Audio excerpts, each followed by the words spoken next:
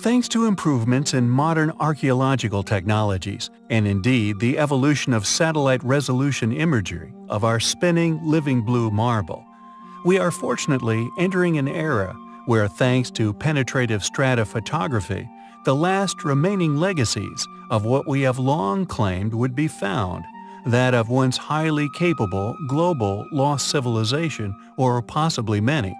And yet another proof of this hypothesis has recently been rediscovered in Iran.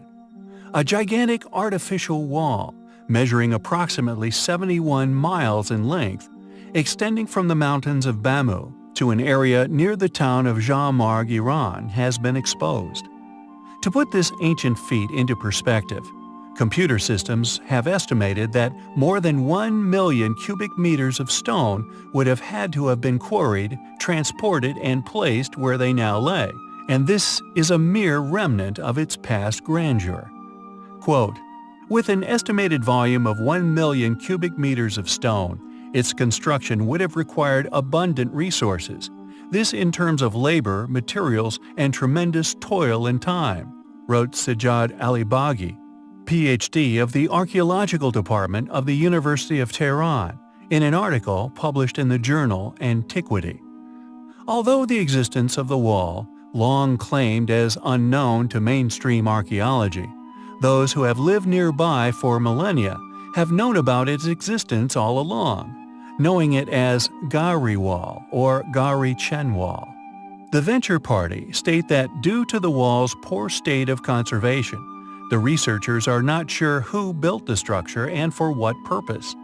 In fact, they are not even sure of its exact width and height. The best estimate is about 4 meters wide and 3 meters high. Its exact purpose remains a complete mystery, one which we find highly compelling. There are many ancient sites which, upon exploration, create an air of doubt surrounding the academic explanation as to their origins, raising logical questions within the minds of the astute. With Iran being a place littered with such structures, one of the most famous of which, known as Persepolis, found upon the banks of the river Pulvar, this plateau of mythical carvings simply baffle the modern man. According to permitted academic study, Persepolis dates back a mere 2,500 years. I say mere due to several reasons. First, the lack of ability of those who were living at this particular time, the advanced techniques used within the creation of the site, and the laser-like stone-cut precision, demonstrating techniques utilized by a civilization far more technologically capable than those currently claimed as having been responsible. Thus, I must conclude they predate the academically claimed culprits and are, in fact, the work of a lost civilization. The site possesses claimed Achaemenid styles of architecture, although we feel these claims are a misconception and are, in reality, the work of someone else. Declared a World Heritage Site in 1979, the ancient Persians claimed it as their own city, naming it Persia, which means Old Persian. However, it seems, like so many other inexplicable sites found around the world, it was simply re-inhabited. Yet unlike these many other sites, inscriptions found upon buried treasure at the site actually possesses an inscription left by one of the oldest rulers of the Persians, openly admitting this re-inhabitation as a reality. Treasure found still successfully concealed at the site, a sign of the people's loyalty to their king, not discovered until modern times, presumably protected by them and its secret location until their death at the hand of Alexander the Great's invaders. Solid gold and silver tablets preserving the king's account of the site's origin. Quote, "Darius, the great king, king of kings, king of countries, son of Hytaspes, this is the kingdom which I hold, from the Sachi, which is beyond Logdia, to Kush, from Sind to the Indus valley of Lydia, and the oldest of Persia, Sparta. This bestowed upon me by Ahura Mazda, the greatest of gods. May Ahura Mazda protect me and my royal house. An inscription I perceive as an explanation that the ruler himself, due to the site's incredible nature, believed it had been built by the gods and, by divine right, had been bestowed upon him. Archaeological evidence accumulated by the French archaeologist André Godard, who excavated Persepolis in the early 1930s, believed it was Cyrus the Great who chose the site Persepolis was built upon, and that Darius I built the terrace and the palaces. These conclusions, I assert, were due to Darius and Cyrus reutilizing such structures as their places of burial. This due to their divine perceptions, explained upon these once hidden treasures. However, these rulers, dated well within permitted archaeological timelines for man, are accompanied by the countless archaeological artifacts predictably left over by these cultures who never experienced cataclysm, thus remain perfectly preserved, excavated, and flaunted to the many inquisitive people who visit these museums each year. However, the contradictory inscriptions still reveal very little regarding origins of the ruins in which they were found within. Ruins which are simply unexplainable. When one visits the site, they are initially confronted with gigantic megalithic stones, not only within its foundations, creating the platform used as a stronghold for many years, but also, somehow set aloft, forming still existing trilithons which, regardless of the demolition efforts undertaken by Alexander, still litter the site.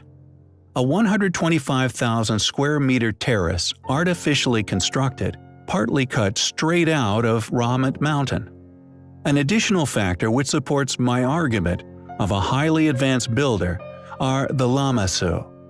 These mythical animals, reminiscent of centaurs, are many tons in weight, and in a previous video, we showed the tremendous challenge a mere 150 years ago transporting such megaliths was.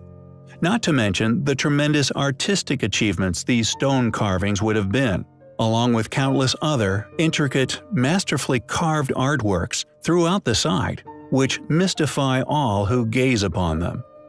Furthermore, and perhaps most interesting, are the far more primitive-looking versions. Some argue were incomplete, others argue were attempts by future primitive cultures. These attempts, although in some areas share tool markings reminiscent of patterns like those of the stone-cutting technologies we have recently been studying in depth, may just be mere coincidences due to the random hacking that seems to have been undertaken upon the stones. Due to the positioning of the Persepolis Plateau, it was logically not constructed as a military stronghold, but rather a temple devoted to something else. A build surrounding this ancient civilization's belief systems, or possible observations, of many alignments in relation to precessions only just coming to light. Due to its location, far away from any strategical placement, found within a remote and mountainous region, although it was an inconvenient residence for the ruler of the empire, it was still chosen as a discreetly positioned capital of the Persian Empire. Yet clearly not a position chosen by the Persians, but merely reclaimed as their own work. Far away from the melting pot of developing Persian culture, the country's true capitals were Susa, Babylon, and Ecbatana. With the Greeks completely unaware of its existence throughout their own reign, only plundered by Alexander the Great's eventual far-reaching invasion. It is a site full of compelling features, most of which in direct contradiction to that which is claimed by modern academia, and indeed their institutional cohorts, Iran's museums. It is a site we find highly compelling. In our last video, we covered the enormous artificially created platform known as Persepolis. Claimed as the work of the Persians, I believe, however, due to the astonishingly advanced nature of the stonework present at the site, and also the inscription of it having been an offering by the gods given to the previous Persian king, that regardless of academic assertions, it is a surviving relic of a civilization far older than they would ever admit to.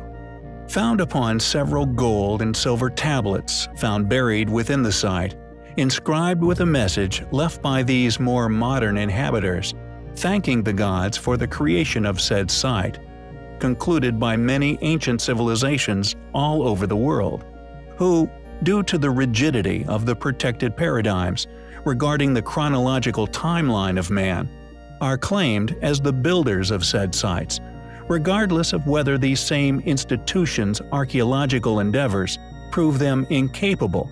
Sites that these so-called builders must have been perceived as only ever being able to have been built by the gods themselves. For even to this day, they remain astonishingly ancient achievements, undoubtedly the work of a highly advanced, technologically innovative lost civilization. Naqsh-e-Rustam, for example, an ancient necropolis located about 12 kilometers northwest of Persepolis, is in a set of rock-cut structures, hewn from the mountainside with such precision, they are simply unexplainable as the work of any ancient civilization academia has permitted the study of. Clearly made by the same civilization that once created Persepolis, as within this area there are countless enigmatic and astonishingly precise stone structures, some created using enormous megalithic blocks, while others carved directly out of solid stone. My own recent research, which has differentiated two ancient civilizations, the Cyclopean and the polygonal civilizations, is solely based on the separation of their technological prowess, differentiations and similarities with the Cyclopeans, although not displaying the same capability of building walls as that of the polygonals, were still linked to astonishing builds, such as Petra.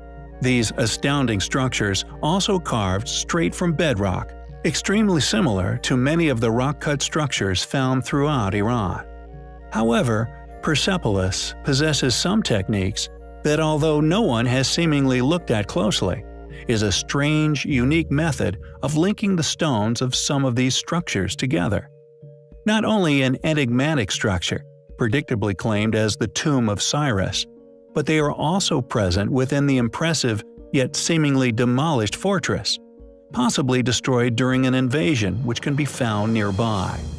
Known as the Fortress of Pasargadae, this building is not only constructed using Cyclopean signature blocks, but it seems the same clamping techniques was used within its construction. Intriguingly, however, although these mysterious clamping features are still within the Tomb of Cyrus, they are all seemingly missing from the fortress in Pasargadae. The questions these anomalies raise are many in number, yet unlike academia, we do not claim to know the answers. We are merely in pursuit of them, slowly compiled from our gathering of the inexplicable sites worldwide.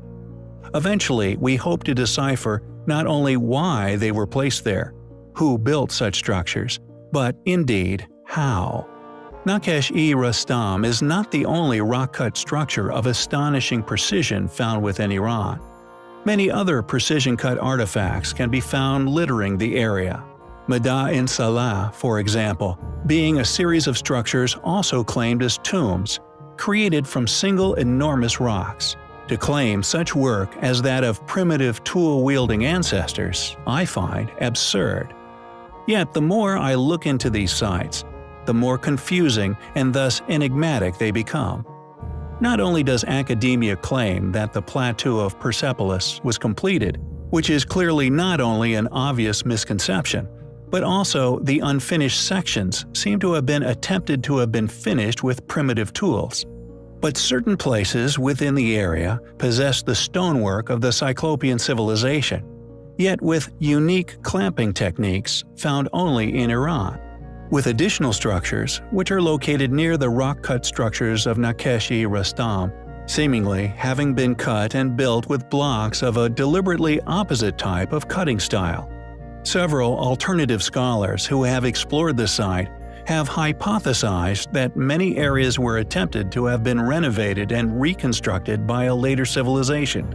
And although we know that many of the surviving columns, toppled during Alexander the Great's invasion, were indeed re-erected, The enigmatic chisel marks found throughout the site, and also the Cyclopean style blocks found within the fortress on the hill, to us seems to indicate that whoever attempted these finishing works were far less capable than those who originally created the ancient ruins found throughout Iran. Furthermore, evidential features found within the area of Persepolis. One such feature, known as the Great Staircase, is seemingly the most highly advanced precision work of the Cyclopeans. This pinnacle in architectural design, indicating the nearing of the end of their legacy upon our planet. Did they merely rediscover these incredible rock-cut structures? Were they the builders of such?